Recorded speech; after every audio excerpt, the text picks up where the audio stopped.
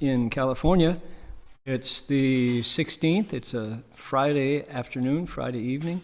Glad you're here. Welcome. We're going to be getting underway right now. And the first thing that we're going to do is we're going to ask Vera to be the Dharma requester. And that's interesting because Vera is in Sao Paulo, Brazil, and she's going to be requesting Dharma from Brazil. So I'm going to ring the bell 3 times and invite all of you to join me if you care to do so. And let's see, there we go. And I'm going to make 3 half bows right from where I'm sitting, and you're all welcome to join me if that's something you'd like to do. So let's do it now. Let's do 3 bows. First bow. Here's the second half bow. And here's the third half bow.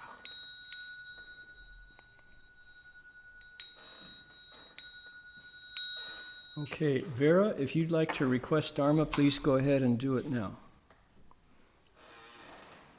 恭敬大德圣经，为此法会集切众生，经转妙法轮教导我们，如何了生脱习力。不得了，速者无生。View the Sangha with great virtue out of compassion, for the sake of this assembly and all living beings. Please turn the wonderful Dharma wheel to teach us how to live suffering and attain bliss and end birth and death and quickly realize no birth. Namo tassa bhagavato arahato samma sambuddhassa. Namo tassa bhagavato arahato samma sambuddhassa. Homage to the blessed, noble, and perfectly enlightened one. Homage to the blessed, noble, and perfectly enlightened one. Namo sadanto suchedoye olahadi sanmyao samputoshe. Namo Sadanto Suchedoye Alahodi Samyao Samputoshe.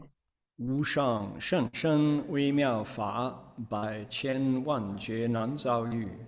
我今见闻得受持，愿解如来真实义。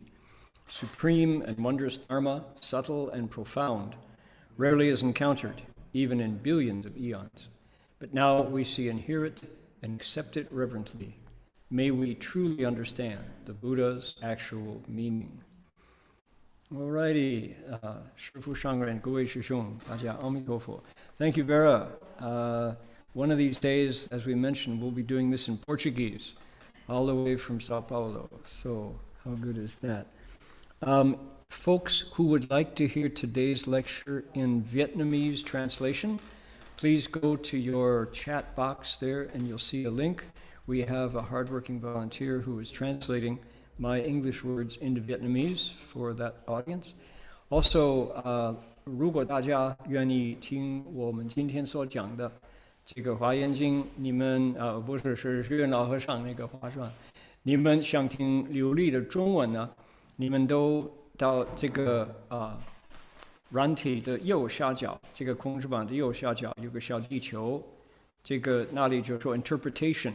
你如果到那里去呢，你都会找到 Chinese 就好了，可以听到中文。So we've got 3 languages going, and you know what else is something that I like to do, just because it's fun and because it's amazing, is to recognize where on the planet we are, where we're from. And Zoom, the software, lets us do that. So I'm here in the Gold Coast of Queensland. Our Chinese translator is sitting here in the room with me. Our Vietnamese translator is in Alameda, California, there in the Bay Area.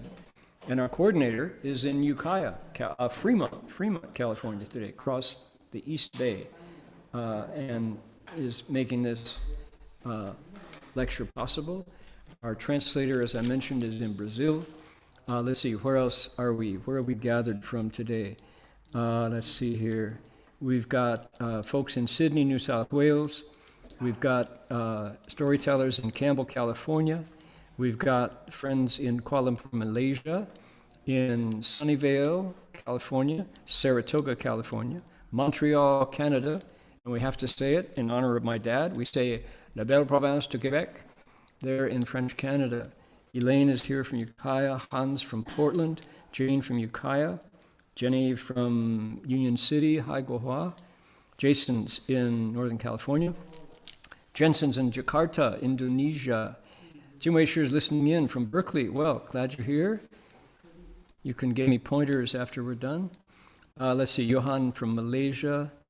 Where else? Gao Lifang, I believe, is in Shanghai. Let's see here. Let's see, where else? Mr. Lau is here from KS. That would be Kansas, maybe, okay. Linda from South San Francisco. Liz from New York City, Chinatown. Loy is here from Singapore. Mr. Liu is here from Liaoning. Mai is in the Bay Area. Another Mai is in LA. Michael is in St. Petersburg. Glad you're back. Mr. Sun is in Taipei. Okay, Sun Yingfang, 好的，欢迎. Let's see here. Friends from Alameda, Mesa, Arizona, where it's very hot today, I'll bet. Where else? Paul is here from Pinole. Peggy from Calgary, Alberta. Let's see. Ron from San Jose. Miss Liu from Princeton, New Jersey. Welcome.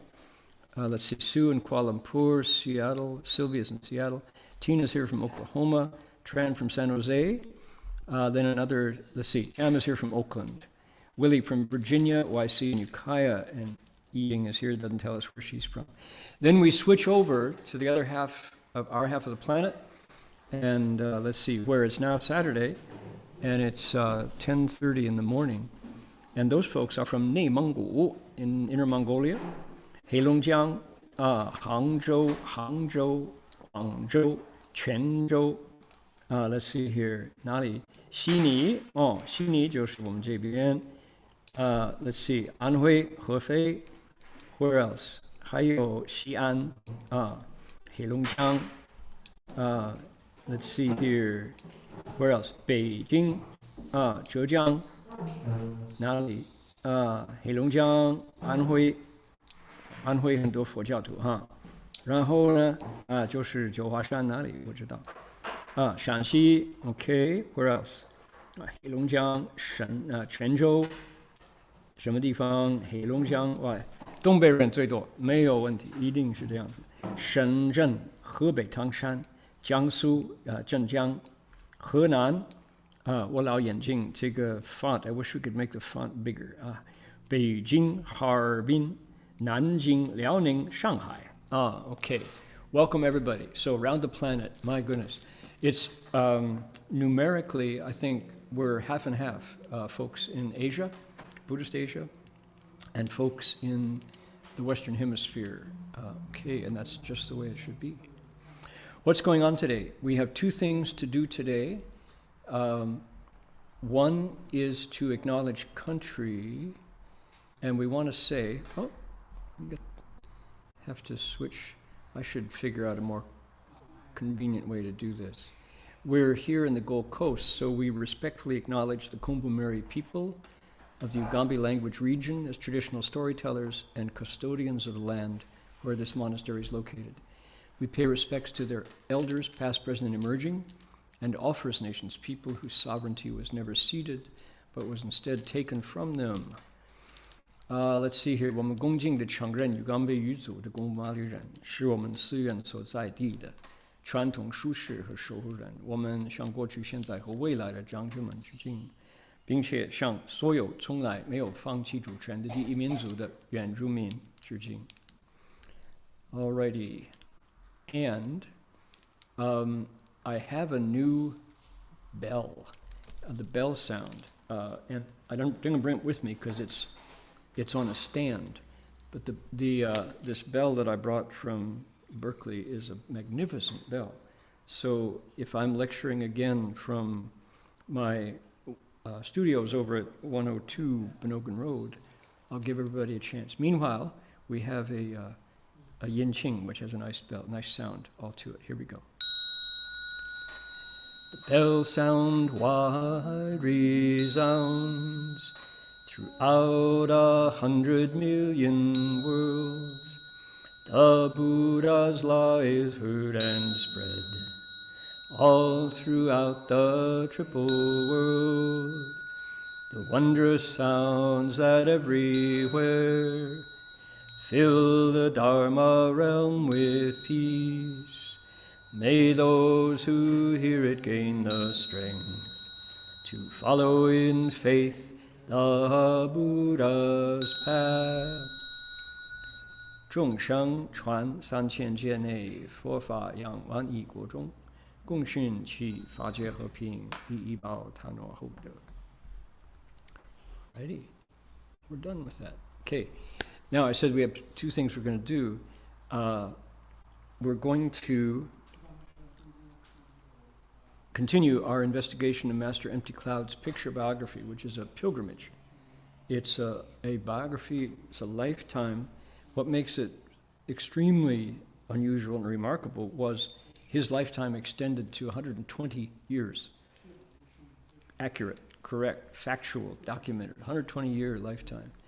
And so that by itself is kind of amazing.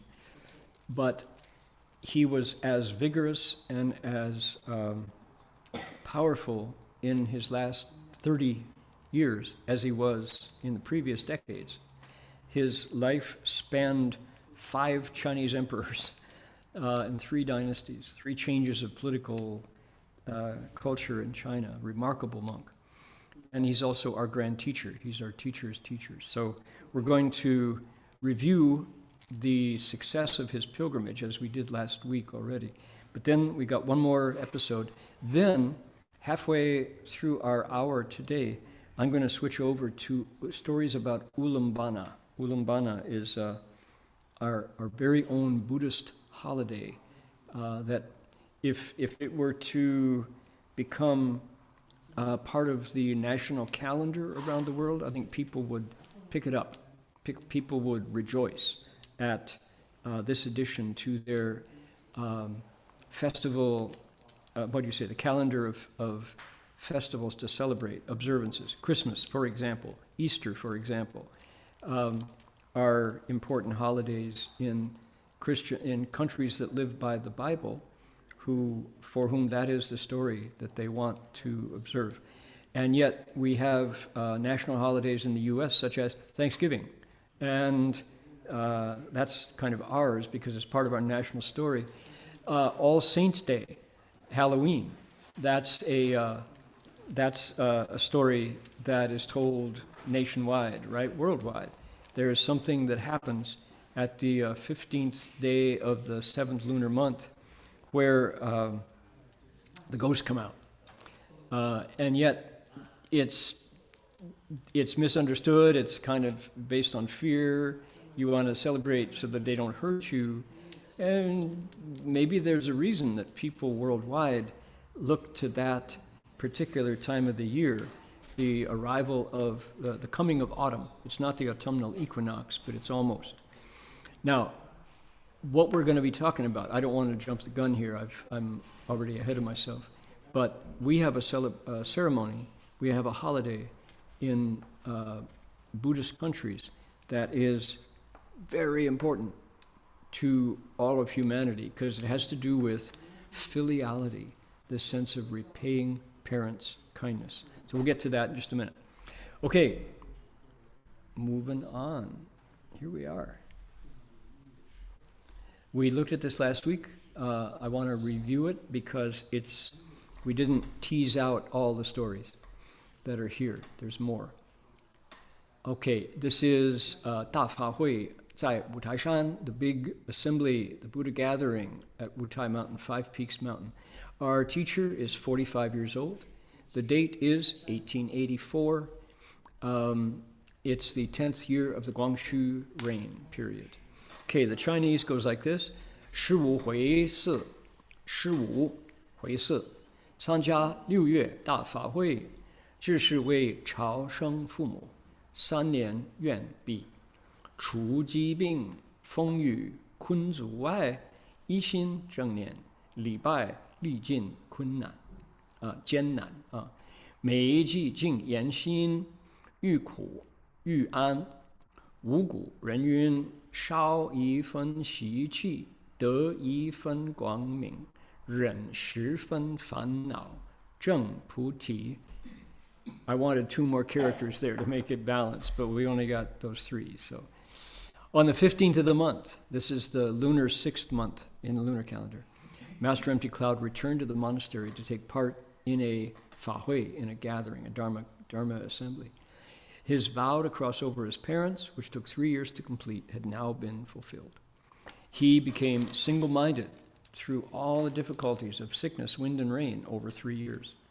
He bowed and simply endured the hardships until they came to an end. And that included nearly dying twice, being rescued at the brink of death twice. Every encounter tested his resolve.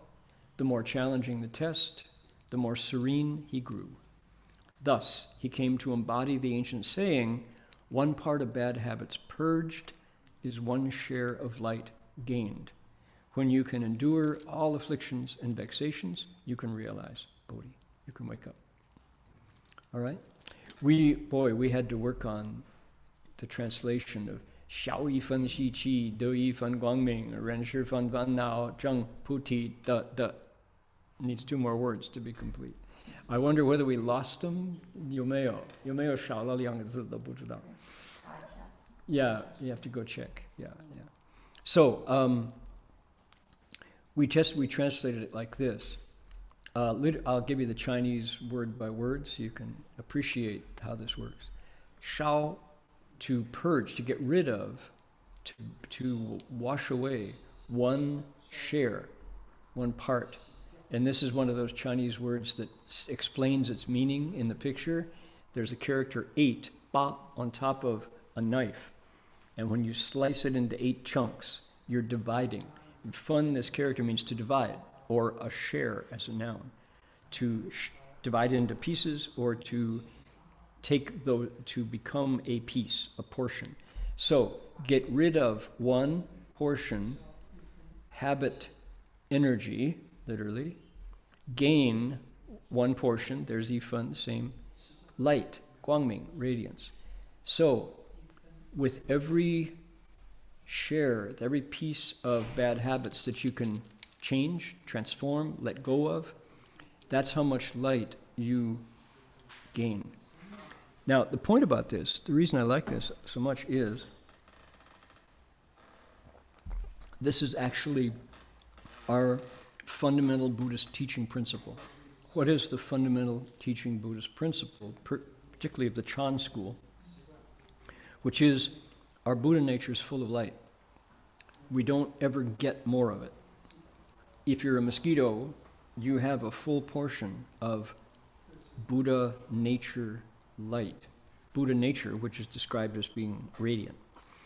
The reason we don't know that is because we cover it over with what's called collectively Wu Ming, ignorance, no light. Wu Ming, lack of light.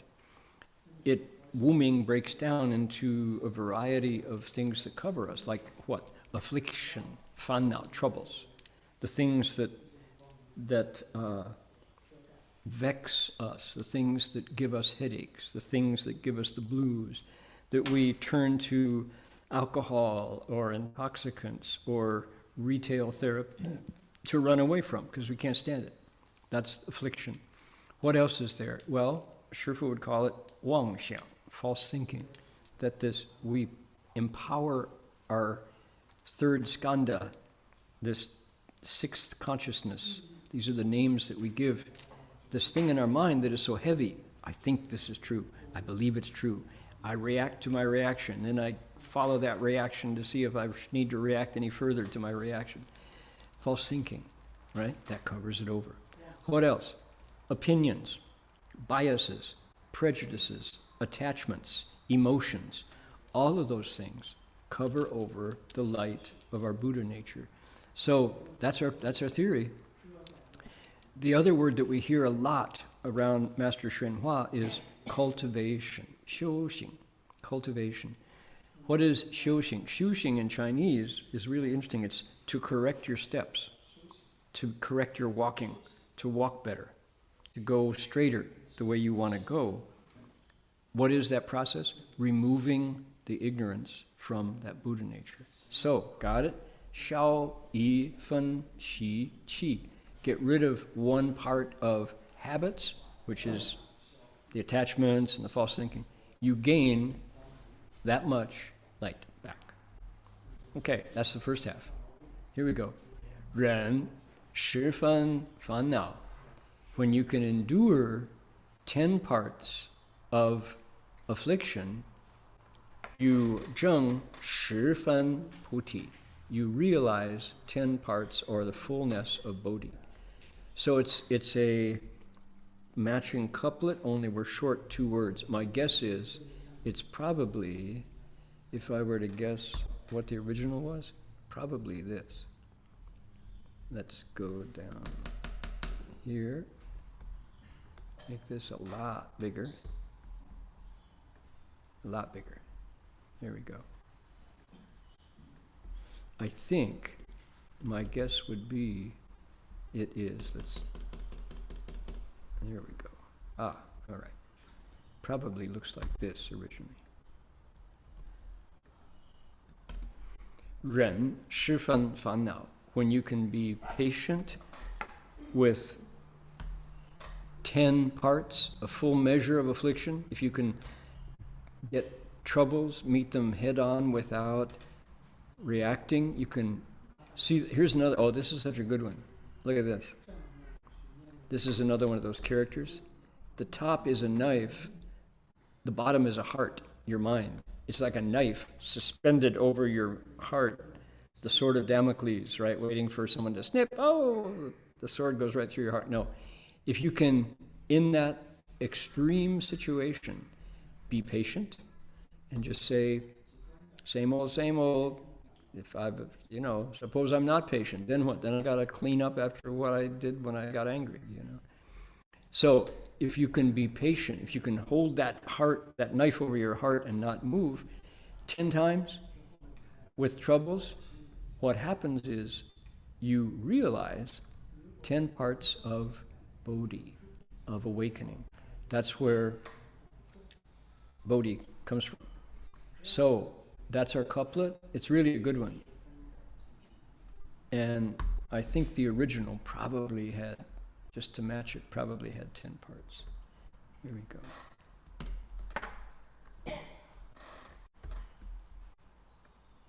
It's fun to be able to do it afterwards because we can be creative. Here we go. So, wipe away one part of bad habits, you gain one part of radiance from your Buddha nature that's already there. When you can endure 10 parts of troubles and blues and afflictions, you can realize, you can make real 10 parts of awakening. All right, that's my guess. We'll see. Here we go.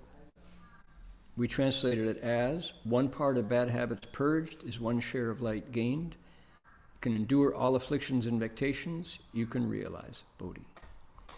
Here is our illustration. This is a picture biography. He's here at Xiantong in Five Peaks Mountain. And here are the monks inside doing the Fa Hui.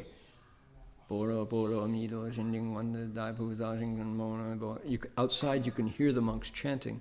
You can see the incense smoke. There's a lot of incense. Here's the drum, here's the bell, here's the mountains, the scenery outside, and here are the good people of Wutaishan coming to pay respects.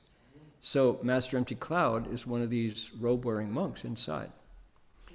Master Hua gave us the verse. That's one of the treats with every one of these episodes, 200 episodes. is Shifu added a verse. Xiao yi fen xi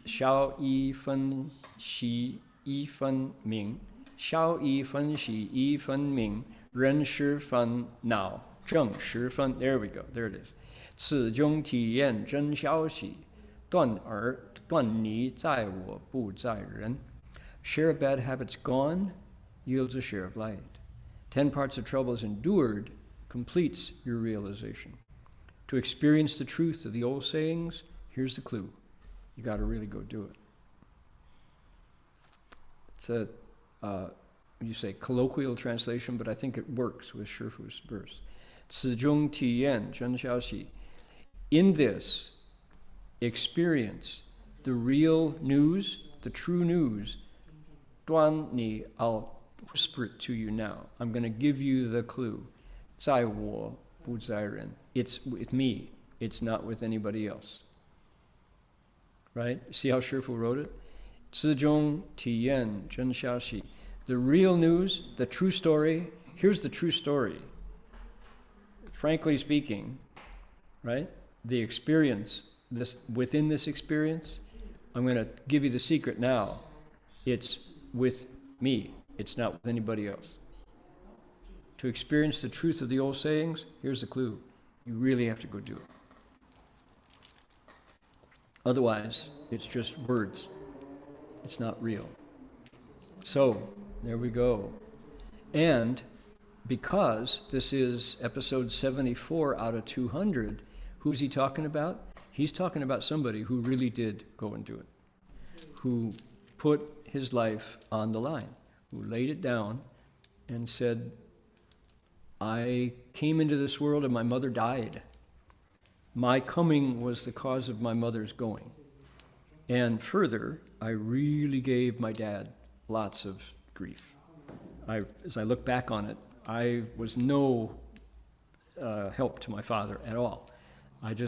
All of his expectations about me, all of his hopes for me, I basically threw him back in his face.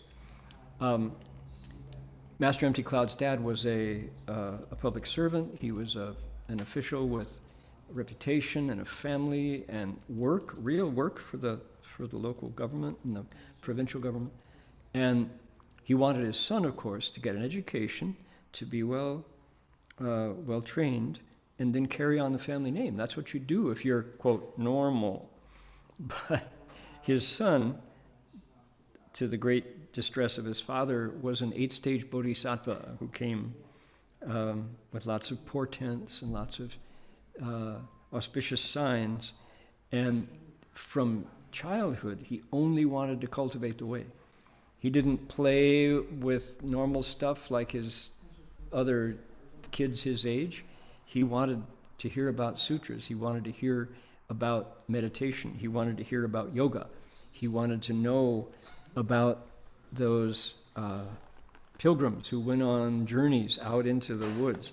And so as soon as he could, he went out, he found monasteries, he found monks, he found cultivators, he found Taoists, he found sages, and that's what lit his lights. Of course, Dad was like, nope, we're not going to let him do that. We're going to marry him off as soon as possible. And I'll find a Taoist teacher to teach him some yoga. That's good exercise. But no, we want him to become a normal man. Further, because of a family situation, one of his male relatives died after getting betrothed, engaged to a young woman. Now, with one of the things that could have happened is the poor young woman who has now already been accepted into a family, she could have just, they could have just abandoned her and her life would be over, because you don't, like once you've been accepted into a family and you're betrothed, you're owned by that family, and nobody's going to want to marry you out of that situation. So essentially, that could have had a tragic ending for the young woman. Instead, the compassionate solution was to give her to Master Empty Cloud, young Master Xiao. He could have become married to 2 wives, right? Legally, because, and you say it's compassionate. He took her on, even though he himself was already engaged to another woman. Well, Dad, of course, is like, not bad, son. Aren't you happy that I've set you up with 2 wives? Who wouldn't be pleased? Well, he wasn't pleased at all. Master Empty Cloud, the future Master Empty Cloud, he made a deal with both of his wives. He said, nope, I'm going to be a monk. You are my wife legally, and you're under the roof of my family. You're protected. All is good. Just you won't see me because I'm leaving. And they had to make peace with that, and eventually they did. They too left home in the future because his virtue crossed them over. But what an unusual circumstance, and how utterly, totally vexatious for Dad. Dad just was like, double loser, my son. What's wrong with him? He didn't take either wife. I gave him 2 and he didn't want either one. Why did I raise this kid to be that way, you know? So Master Empty Cloud knew how much trouble he caused his dad, and he said, I want to really go and do it and find a way to repay their kindness to me. So I'm going to do this pilgrimage. I'm going to bow every 3 steps from an island off the coast of the South China Sea, pick it up on the mainland, and bow across China, going west and then going north up to Wutaishan, the sacred place. From Guanyin's sacred mountain, Putoshan, to Manjushri's sacred mountain, Wutaishan, I'm going to go 3 steps and bow. Well, he did, and he made it. As it says, his vow to cross over his parents, which took 3 years to complete, had now been fulfilled.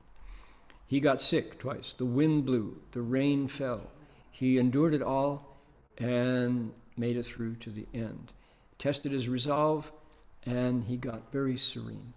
Thus he came to embody the ancient saying, 1 part of bad habits purged, 1 share of light gained. When you can be patient through it all, you realize Bodhi. Okay, so there it is. Okay, that's it for today on the biography, because why? We have something special and different, which is here.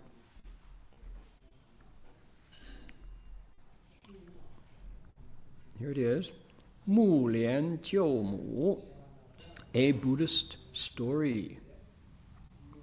Ulambana is the name for what it's come to be called, and it's Jie Dao Xuan, liberation for people who are hanging upside down. Okay, who is that? Who's hanging upside down from the point of view of the Buddha? Are beings in the hells, beings who are ghosts, beings in the realm of animals. They leave suffering through their offerings to the Buddha and through filiality. Okay, this is the theme. I'm giving you the view from 30,000 feet, the bird's eye view of Ulambana. That's what that word means. Now, when you go to Japan, this time of the year, there's something called Obon Matsuri. And Obon is the Japanese condensation of Ulambana, same thing. So when you go to Chinese theater, you find Mulian Jiumu in dozens of different versions. Madhyayana going to the hells to save his mother. Oh man, it's a great story. When you go to the world of anime or manga, right, comic books or cartoons, this story is everywhere. When you go to video games, this story is everywhere. You go to movies, the story is everywhere. This Buddhist story has traveled through East Asia to animate, to light up people's imagination. Because why? This monk, historical person, we know who he was, we know his family, we know his relationship to the Buddha. When his mother passed away, he didn't forget her. He didn't just say, Mom, I'm going to light some incense to your memory, on your anniversary of your passing, I'll put flowers in your grave. Much more than that. He went to the Buddha and said, what do I do? How can I save my mother? He said. Here is the illustration. Who is this? Who's this green creature with flames coming out of her mouth looking just awful? Well, sadly, that's his mom. Because the story goes, this historical event that we know about, Madhyayana went to the Buddha and said, my mother died, can I save her? And the Buddha used his wisdom and looked into the situation and found what? Found that Madhyayana's mother, when she was alive, had not been such a fine, upstanding person. In fact, she had created the karma that landed her in the realm of Ugui, Preta, hungry ghosts. And the suffering of hungry ghosts is intense. So they say that their throats are as skinny as a needle and their bellies are as big as a bass drum. So their hunger is intense, but they can never satisfy. How much food can you choke down your throat? And furthermore, what's worse is when they put any kind of food into their mouths, the food turns to coals before they can swallow it. So every bit of food that they want to, that they crave, that they're just disastrously hungry for, they can't swallow it because it turns to coals. That's called ku, suffering. That's dukkha. Wow. So Madhyayana goes to the Buddha. The Buddha looks for his mom. He says, bad news for you. Your mom is suffering. So Madhyayana, what was he about? He was famous for he was foremost in psychic power. Now, his ability in psychic powers was he could travel into places where we can't imagine going. He got a bowl of food, exactly what his mother wanted, and took it down to the hells to feed her. He gave her the food. So he said, I'm going to go save my mom. Now I know where she is. She's a hungry ghost. He gives her the food, and the sutra where this story is told describes it so poignantly, right? What happened? Madhyayana's mother takes the food. She hides it from the other ghosts. Very ghost-like behavior, selfishness, right? And she screens the food off, grabs a handful of it out of the bowl, crams it in her mouth, and it turns to coals. It burns her lips and tongue and mouth. How graphic, it's just awful. So poor Mrs. Madhyayana, what was her name, her surname? Miserable, really, really suffering.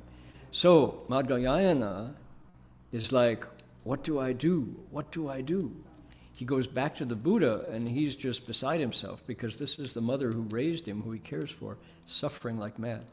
The Buddha says, actually, I can't help myself. My strength is insufficient. But, he said, I've got a method. What you do is, luckily, the monks and nuns have been in rains retreat, summer retreat, and it's ending right now, but they're still here. So what you do is you bring all the monks together, let the word go out to the lay people that this is the 15th day of the 7th lunar month, and if you get everybody together and tell them to make offerings together to the Sangha will recite. Sangha will recite for them sutras and mantras, and the combined power of the sutras and mantras recited by the monks will be enough after transference, after dedication, will be enough to save your mother, he says. So Madhyayana is like, really? Oh, I'm so glad. Oh, that's wonderful. Thank you. So he goes, he spreads the word. He says, I know where my mother is. She's suffering. Can all the Sangha, before you go back out onto the roads for the next round of Tobo Qi right, of receiving alms every day. While you're still here together, at the end of the rains retreat, could you please chant for my mom? There will be plenty of offerings for you. And so they do, they chant, and they dedicate the merit, and sure enough, Madhyayana's mother is able to leave the hells as a ghost, leave her reincarnation as a ghost in the hells. She combines two of the evil destinies. She's a ghost, but she's living in the hells. Madhyayana sees his mother saved from the suffering. He's thrilled. So what does he do? Now this is key in the sutra. This sutra is a wonderful description. The next thing he does is he goes to the Buddha and says, thank you, that's so wonderful. Would it be possible for us to save other moms and dads who are suffering in the hells using that method? And you can see here on the screen, here is one of the ghosts who are hanging upside down and suffering. The Buddha says, that's so good of you to ask. I was just going to mention it, but you've already put it in the air. Yes, yes. Every 15th of the month, if the Sangha comes together, when the Sangha is together, if the lay people come to make offerings, the monks chant sutras and mantras and sacred names, dedicate the merit, 7 generations of relatives can leave the hells. This is a really good method. So in that teaching, we get the Mahayana.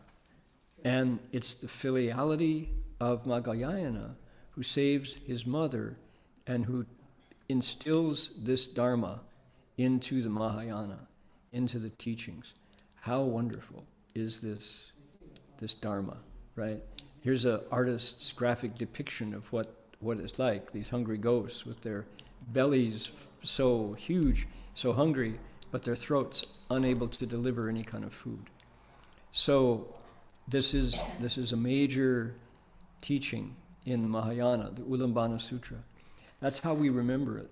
And the what's important is, let's see here, I'm going to go from here to here, is that in this teaching, there we go, right there. It's a really short sutra. We recite it every year. We're going to do it here at the Gold Coast Dharma Realm. We do it at CTDP. We do it in Berkeley. It's a sutra that comes around only once a year. But then we do the mantra, Namo Mili Do Dopoye Soho. Namo Mili Do Dopoye Soho. Like that, we recite together. Sutra and the mantras. And we look at the principles that come up in the sutra. As we bring the Dharma now to the West and return it back to Asia, we are integrating Asian religious perspectives with Western culture. These teachings are deeply embedded in the cultures of India and China, but they inspire a virtue in our hearts that is universal among humans. This impulse, this virtue to recognize when kindness has been done to us and be willing to pass it on. 知恩报恩. Right? Universal.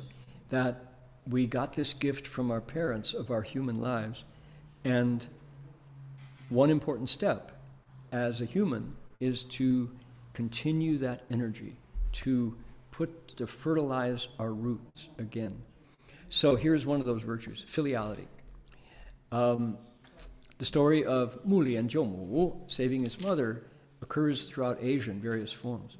I just saw a wonderful notice from on WeChat from the Buddhist Association saying that Master Minghai, our Dharma brother, Minghai Fashi, Minghai Da Heshang, was just invited to go to Japan because the Ahanzong in Japan, the Agama Sutra school in Japan, invited him to come and teach about filiality. This particular Japanese school has deep affinities with China, and Master Minghai went back, and he brought the story of Ulambana back. Why? Right now in Japan is Obon Matsuri. Obon in Japan kind of drifted away from that original story of filiality, Mu Lian shaving his mother. But when Master Minghai tells the story, the Japanese go, right, we see the connection, we understand where Obon came from. So, Bai Shan, Xia Wei Xian, filial respect is the foremost among all good deeds. When we hear the story, we go, yep, I see the connection. I, too, remember my parents and want to find a way to repay. Number two, Mu Lian is enlightened. He wakes up through cultivation, his Dao Yan, his Wei Ai, they say, his vision of the Tao, spiritual vision, opens. So what does he do? He says, yeah, I got a lot of goodness from my mom. I want to repay her. Where is she? Oops, she's suffering. That's an interesting twist in the story that we weren't ready for, right?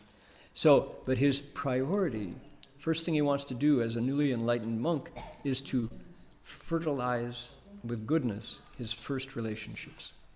Okay, another principle. Number three, the good stuff that comes from making offerings to the Sangha. The Buddha could have said, Madhyayana, no problem, I'll take care of it for you. Just, you're a good disciple, I'll save your mom for you. He didn't do that, because that would have been good for Madhyayana, good for his mom, but that's where it would have ended, except for those who saw it, witnessed it. Instead, the Buddha said, actually, I can't do it. Get involved in the karmic stream of your mom. However, there are those here who could. So let's all come together, pool our strength, bring the whole Sangha together, and invite the lay people to take advantage of this rare opportunity to create huge blessings on their lives by making offerings to the Sangha. Do that, and your mom will be saved. So Madhyayana is like, oh boy, thank you. Hey everybody, let's all work together and save my mom. Meanwhile, it works. Meanwhile, Madhyayana says, will it work for everybody? And the Buddha says, yes, it will. So glad you asked. The necessity of a good and wise teacher to help you in times of need. Notice in the story, Madhyayana originally is like heartbroken to see his mother suffer. And he goes to the Buddha, says, help. I don't know what to do. The Buddha says, here's what you do. Here's what you do. And it works. So good having a teacher nearby and taking advantage of the teacher is like so significant. Okay, the turning point of the sutra is the Buddha has a method. He's got a method, and it's a one thing that we always witnessed with Master Xuyun was Shifu's expedients usually had layers in them. The person who the expedient was taught to, who was given instruction, got benefit, but there was almost always side benefits, that it was these multi-leveled methods that solved the problems. The Buddha's expedient means included preparation for the future of the Sangha as the Sangha went through the millennium to follow, the hundreds of years to come. This method continues. The Buddha said, actually, I don't have enough strength, but if you get the lay people to come and make offerings, I am not the ultimate religious authority. The power is in the Sangha. Look at that. That's really important. Here was an opportunity for the Buddha to step forward and, I can do it. Yep, all pay attention to me. I'm the power guy. He didn't do it. He lowered himself and said, the strength in the future is for the offerings that you will make to the assembled Sangha. They use the Dharma, and we can every year, we can invoke this method. I think that's important. In the US, we recently had another similar kind of attitude which is a supreme political authority who gave up that authority for the future sustenance of democracy and for the party. That had he continued on in his lonely quest for glory, probably would have ended badly, but because he did something that very, very few political leaders can do, is let it go. Say, for the good of the majority, I will step aside. That happened. And with a single voice, people worldwide said, boy, that's rare. That is special. The Buddha just has done the same thing in Ulaanbaatar. He said, yes, I am I pass on the method, but you have to do it. The power is in the method. The power is in the harmony of the community. Sangha's harmony and communal cooperation, that the community comes together. Hold on here. There we go. Now, power of community, the end of the summer rains retreat. Number 7, the unselfishness on the part of Madhyayana, which was the source of the Mahayana. It worked for my mother, will it work for everybody's mother? He didn't have to do that. He could have celebrated and been happy, but he didn't stop. He said, I'm not satisfied until it works the Mahayana's bodhisattva inspiration. In fact, we're not saved till we're all saved. It worked for my mother, will it work for everybody's mother? That's so powerful, so important. The reality of psychic powers, Madhyayana saw his mother suffering, took the food to her, but he couldn't overcome her karma. Psychic powers and their limits in the face of karmic retribution due his mother. Right. So even though he had psychic powers, his mother's karma was stronger still. Right? Now, this one is really important.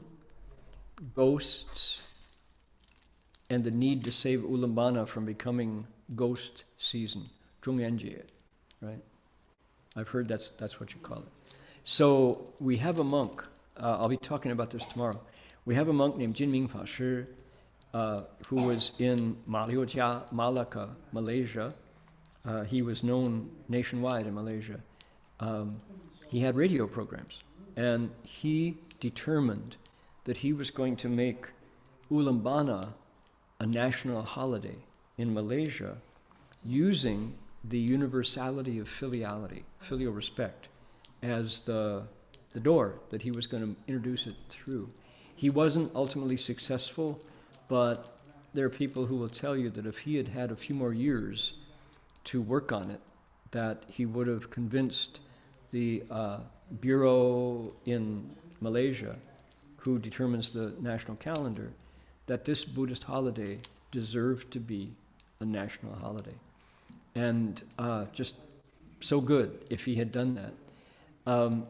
The folks who remember Jinming Fa Shi are older and older these days. He was Shifu's generation. So it's really up to us, the younger generation, to keep this vision going. And the other, let's see here. We should put this probably needs to go up a little higher. Let's put that here. Make this 9. The reality of reincarnation and how karma brings us back, right? That's taught in the sutra. That's one of the lessons of the sutra. Now, we mentioned ghost. This one is really interesting because one of the things that Master Jinming pointed to, he said that the Buddhist story of Mu Lian Jiu Mu has become Guijie, has become ghost time. So the 15th day of the 7th lunar month, there's all kinds of weird customs in Chinese culture, and wherever Chinese culture went, which is watch out for the ghosts. Ghosts are coming. We got to avoid them, right? In Japan, you dance it. Obon is a big dance. It's the second most important festival in Japan's year, cultural year. So in China, it's like, wah, gui jie, pa gui. Everybody's afraid of ghosts. Master Jinming and the teachers of the Ulanbana Sutra say, no, it's way more than that. Don't just be afraid of ghosts. Go out there and use the Sangha, make offerings, save your relatives. Don't forget them. They're more than ghosts. These are your relatives. And they belong to, if not your relatives, they're everybody's relatives. So go out and use the Dharma to take them across. That's the message. Dedication of merit, how that's the method. Karma and its impartial effects. Even your mother can fall. So these are dharmas from Ulanbana, the teachings of the Ulanbana Sutra. We just went quickly through them all. Tomorrow is my story, my lecture on the pilgrimage of Sudana, and I'm going to go deeper into this list tomorrow during the Avatamsaka lecture. So I want people to see here. Here we go.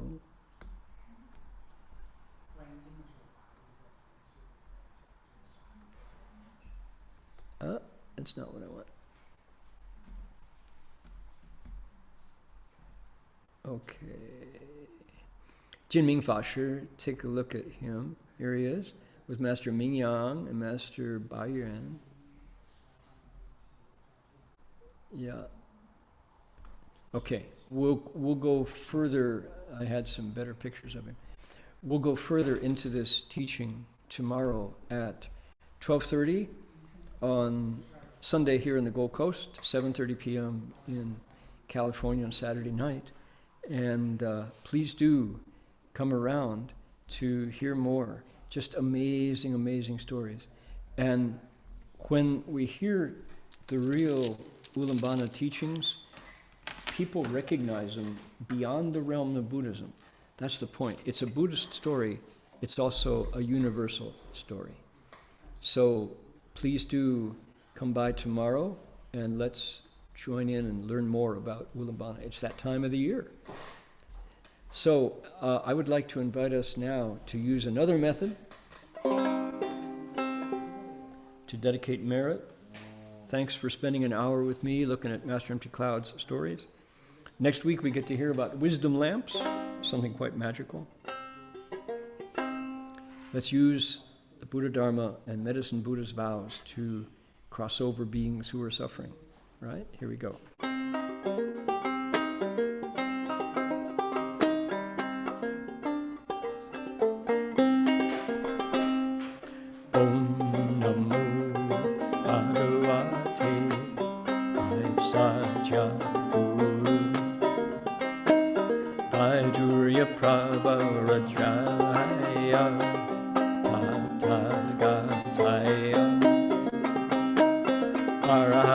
Samyak Sambuddhaya Tathata Om Aisaje Aisaje Aisaja Samukate Swaha Om Namo Bhagavate Aisaja Madhurya Prabharajaya Tathagataya Arahate Samyak Sambuddhaya Tathagata Om Aisaje Aisaje Aisaja Samukate One more time. Om Namo Bhagavate Sajjaguru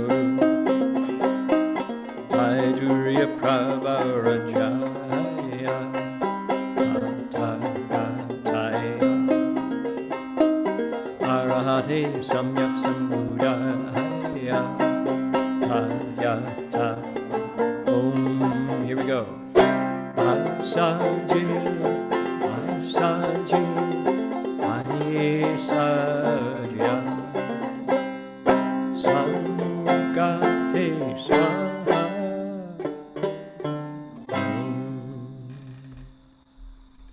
Alrighty. One more thing that we do every week, we bow to the Buddhas together, and please do join. Here's our teacher. Okay, here we go. 3 bows to the Buddha. Thank you all for joining, everybody.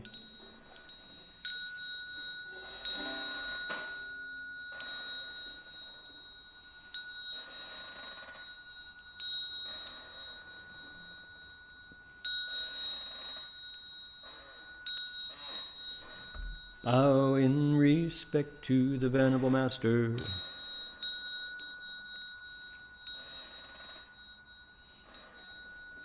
Second bow.